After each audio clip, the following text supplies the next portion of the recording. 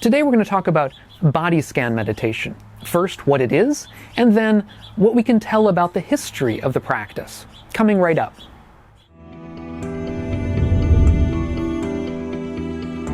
I'm Doug Smith of the Online Dharma Institute, that's onlinedharma.org.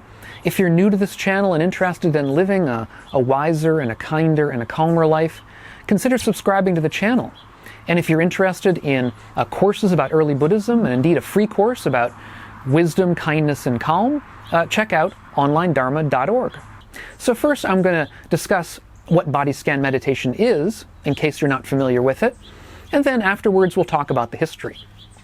So to begin with, body scan meditation is something that's very popular in S.N. Goenka's practice of meditation, of insight meditation. If you're familiar with S.N. Goenka, he was one of the leading teachers of meditation in the late 20th century. He recently died. And his approach was based around insight meditation, insight into the body in particular. At least that's one of the ways that he practiced. And one of the ways he practiced this was through the body scan. And it's also used very prominently in what's called MBSR meditation, that's mindfulness-based stress reduction meditation, which is an idea coming out of John KABAT-ZINN and the University of Massachusetts Medical Center, I believe, was where he practiced. And the idea here was to use the techniques of mindfulness to reduce stress, particularly in people with chronic pain conditions. And within MBSR, body scan plays a large role.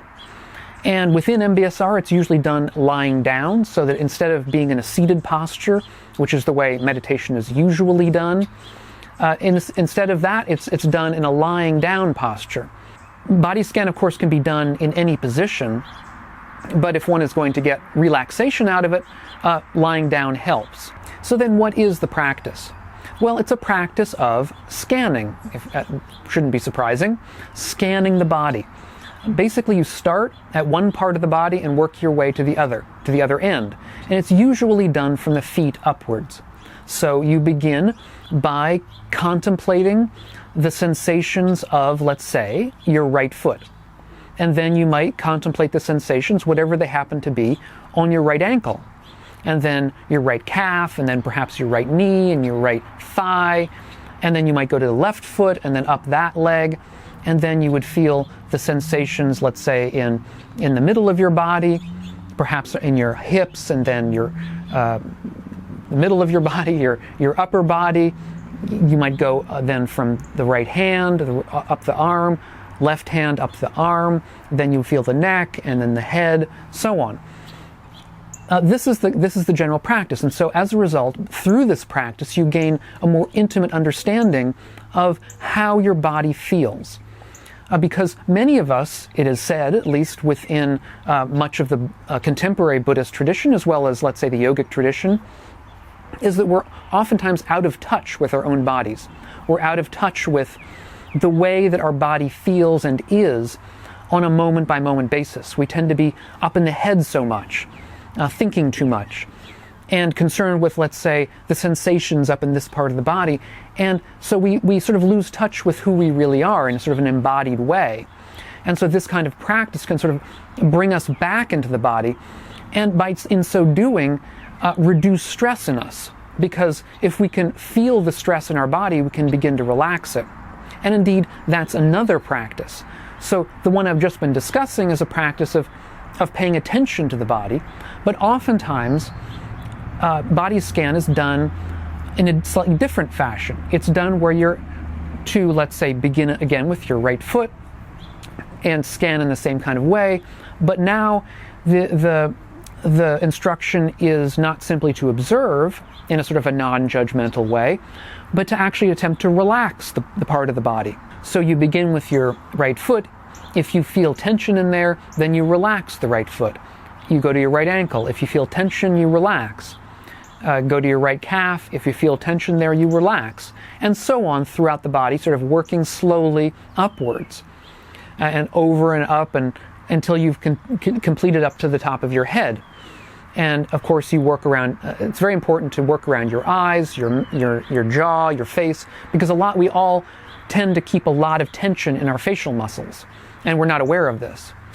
So this is a slightly different kind of body scan, but one that can be very helpful to relaxation in general, and indeed it can be very helpful for those of us who have insomnia. It's a great way to fall asleep, in fact. If you lie down in bed and you're sort of tired but can't get to sleep, you can do this kind of progressive kind of relaxation, and usually by the time you're finished 1 round or 2 rounds, you're already asleep. So that's another kind of practice. Now, interestingly, here's a little sidelight. There was actually a Western practice of this that seems, so far as I know, to be completely unrelated to the Buddhist practice. It's a practice developed by Edmund Jacobson in the later part of the 19th, early part of the 20th century, which is called progressive muscle relaxation. And this was apparently presented to the Harvard medical community in 1908. And his technique was to tense each muscle group and then relax it in a kind of progressive way, again, starting at the lower, let's say the foot, and then progressing up the body, tensing each muscle and then relaxing it. I think his belief was that by tensing it, you were sort of releasing a little bit of the stress and getting a feeling of the difference between tension and relaxation in a sort of an immediate way. So, but his idea was that stress was a real problem in our lives. I mean, I think he was really way ahead of his time in that, and that we could release stress in our lives by doing this kind of progressive muscle relaxation in a very much the same way as a contemporary body scan. This is kind of a sidelight. I don't know much about his history, but it's interesting to contemplate that this actually seems to have been a parallel development. But to return to the body scan itself, the one that we began with, it's important to note that I've discussed 2 different ways of doing body scan, because I think often they're run together or considered not different. They're not really understood to be different. But these are different, really different practices. The first practice is really akin to mindfulness. A mindfulness practice is one where we're simply trying to be aware in non-judgmental fashion of the way the world is. And in particular, in this case, the way our body is. So that we simply pay attention, let's say, to our leg, to the way that our leg feels. We're not trying to do anything, we're not trying to change anything, we're just simply aware. And that, as I say, is similar to mindfulness practice, or mindfulness meditation. The second practice, which is one of calming, is really more similar to a calming meditation, or samadhi meditation, where we're trying to focus our minds and calm ourselves. And that is more similar to the instructions where we're looking at each body part and then trying to relax it. And in that sense, we're not really trying to be non-judgmental. We are being, in a sense, judgmental. We're saying it really should be relaxed. So we should make some effort towards relaxation. So that's a little introduction to what the body scan is. And I think if you're not familiar with it, you should practice it yourself. There are lots of online resources for doing body scans. There are guided meditations, because it can be helpful to have a guided meditation. Now, you can probably find dozens of them. I think even John Kabat-Zinn has one.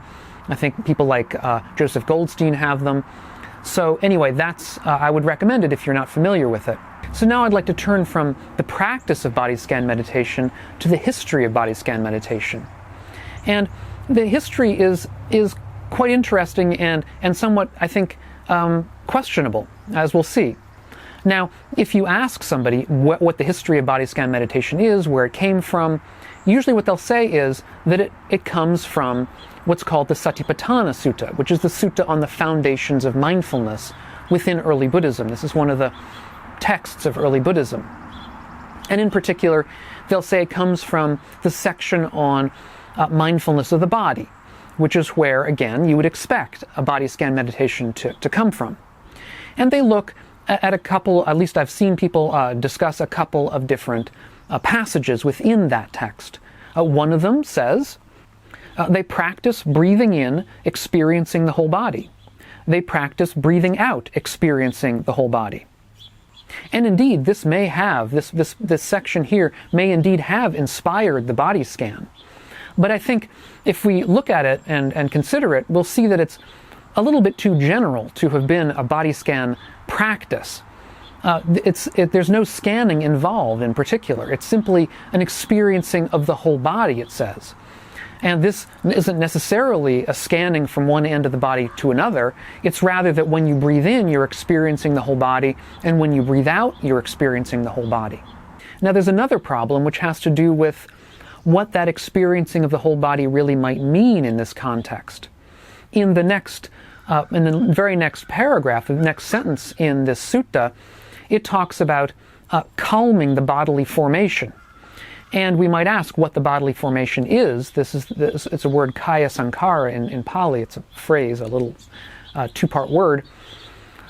And there's another sutta actually in the early material in which the bodily formation is defined as the breath, because the breath is sort of the paradigmatic bodily production or formation, I should say that the paradigmatic formation of the body is this breath. And so within the early suttas, we're to understand that the very next paragraph is telling us we should calm the breath, not the entire body. At least that's what we're supposed to be reading here. And so perhaps as a result, the most famous commentator of this material, Buddhaghosa, in his 5th century compendium called the Visuddhimagga, he treats this paragraph we just read not as having an awareness of the whole body, that is to say the whole physical body, but rather to have an awareness of the whole body of the breath. Because again, he's interpreting, in this context, he's interpreting the body as the breath itself. So what Buddhaghosa believes is that really what we're supposed to be doing in that particular paragraph I just read, practicing breathing in, experiencing the whole body, and practice breathing out, experiencing the whole body, that what is really being asked of us there is to breathe in, experiencing the entire body of the breath. That is to say, experiencing its beginning, experiencing its fullness in the middle, and experiencing its decay at the end. And that, we must say, makes a certain amount of sense. Now there's another passage that people point to as a potential source of the body scan meditation in this Satipatthāna Sutta. And this is a passage that reads, a mendicant, that is to say a monk, examines their own body up from the soles of the feet and down from the tips of the hairs. And this indeed does sound like a body scan meditation because it seems to be scanning up from the soles of the feet and down from the tips of the hairs. We might say, there is your scan right there. Unfortunately, or problematically, this instruction is given in a totally different context. It's given in the context of trying to do a meditation on bodily impurities, what's considered bodily impurities. That is to say, we're not supposed to be scanning the body in the sense of, finding your muscles, but rather you're supposed to be scanning your internal organs. You're supposed to be understanding your spleen and your stomach and your lungs, and you're supposed to be understanding your different bodily fluids, and it's a way of weaning yourself from feeling that the body is beautiful, either your own body or the body of someone else. So we can see how for a monastic this might be very, very important insofar as it might break down the tendencies towards, let's say, sexual attraction. But it's also supposed to wean our tendency towards self-love in the sense of really clinging to our own bodies by getting us to see that our bodies are not beautiful. They're seen in certain respects full of impurities, quote unquote. Now, we have to be careful to understand that in this context, we're not supposed to be seeing our body as ugly either. It's simply trying to sort of wean us away from the tendency to cling to our bodies as beautiful.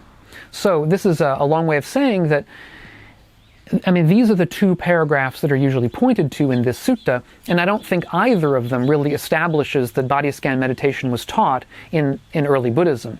Neither of these two passages indicates a body scan meditation. So where does it come from? The great scholar of the early material, Anālayo, points to a different text. And this is a text from the later tradition in India. And this is a text called the DHYANASAMADHI Sutra. It's from the later tradition. It was translated into Chinese in the 4th or 5th century of the Common Era, so it probably stems from, let's say, it's hard to say exactly, but we can hazard a guess in the early centuries of the Common Era. And it is basically a commentary on the first paragraph that we read, the one about experiencing the whole body while we're breathing in and breathing out. And this sutra does indeed interpret that paragraph as indicating that we experience our whole physical body rather than the whole body of the breath, as, let's say, Buddhaghosa suggests, perhaps based on the succeeding paragraph. And so this sutra says, awareness pervades and reaches inside the body up to the toes and the fingers, and pervades every pore just like water entering sand. So in this sutra, what we're hearing is that we should have our awareness pervade our body out to our toes and fingers, and it should pervade us like water entering sand. Now, this is a very, I think, compelling kind of sutra, compelling kind of understanding of how we might do a bodily awareness kind of meditation. The problem is that it's not really the same as doing a body scan. I think the point of the metaphor of water entering sand is a point of emphasizing the sort of thoroughness of our awareness entering our body, rather than a point of scanning. So it's not that we scan from the toes up to the top of the head, but rather that our awareness enters our entire body out to our fingertips and out to our toes. It's sort of a progressing outwards. And in this kind of context, it's about thoroughness of the awareness penetrating our bodies rather than about a kind of a progressive scan from one end to the other. So while I think that this sutra that Anālayo points to is at least going in the right direction and is raising issues and questions and is more similar to a body scan meditation than certainly Buddhaghosa's commentarial exegesis was, I don't think we're quite there yet. And so I'm not really sure where the precise body scan meditation practice came from. It's possible that it came from GOENKA's teacher. GOENKA, again, is probably the person more than anybody who has popularized the body scan. And his teacher, Khin, was not a monastic. He was a lay teacher. It's possible that Khin, who's a Burmese lay teacher, may have developed it himself. I don't know. I'd be interested if any of you know more about this, because it's something that I think is interesting to know, at least from a historical point of view. And if you do have further information about where you think this comes from, put it in the link in the question box down below.